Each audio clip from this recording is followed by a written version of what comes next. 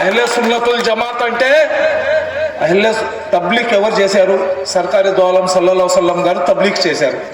తబ్లీగ్ జమాత్ అంటే వాళ్ళు కాదు, మేమే తబ్లీగ్ జమాత్, మేమే తబ్లీగ్ చేస్తున్నాం.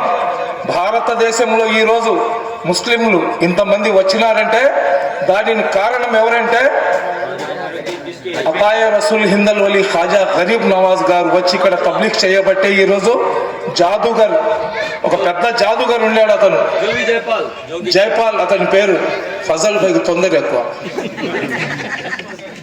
జోగి జైపాల్. అతను ఏంటంటే రకరకాలుగా ఖాజా గరీబ్ నవాజ్ గారికి అడ్డు తగిలినాడు. అయితే ఏదైతే కాసా ఉంటుందో, కాసా అంటారనమాట, ఫకీళ్ళ దగ్గర ఉంటుంది కాసా, అది దాంట్లో అనాసాగరం అనే ఒక చెరువును లోపలికి తీసుకున్న తర్వాత కాళ్ళ మీద పడి ఇస్లాంని అతను స్వీకరించినాడు.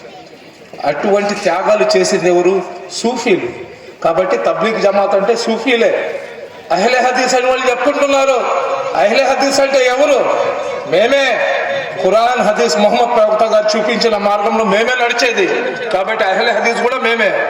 కానీ మాలో ఉన్న చిన్న తప్పు ఏంటంటే 5 పూట్ల నమాజ్ మేము చదవము. 5 పూట్ల నమాజ్ మేము చదవము. మా పీరే ముర్షద్లు కూడా నమాజ్ చదవరు. క్యా సాహెబ్ రుహానీకి నమాజ్ పడతా హూ బేటే, నువ్వు నమాజ్ రుహానీకి చదివేటప్పుడు ఖానా కూడా నాకు రుహానీగా తిను. నమాజ్ రుహానీ నమాజ్ నువ్వు చదివేటప్పుడు అన్నం కూడా రుహానీ, ఖాళీ బాస్ సున్నాగో రఖదానా సాహెబ్ కు ఖానా ఖలానా ని, సాహెబ్ మచ్చికి సుంగో రఖదాలో, साला गोश्त का साला साहब सुंदर रखता लो, तुम्हें कब 5 खुद की नमाज पढ़ता है तब 3 खुद का खाना खाओ कर बोला मालो मार्పు రావాలా. అహ్లే సున్నతుల్ జమాత్ ఎప్పుడు దాకైతే భారతదేశంలో ఉంటుందో, అహ్లే సున్నతుల్ జమాత్ ఎప్పుడు దాకైతే ఈ ప్రపంచంలో ఉంటుందో అప్పటిదాకా ముస్లింల జోలికి ఎవరు రారు. ఎందుకంటే అహ్లే సున్నతుల్ జమాత్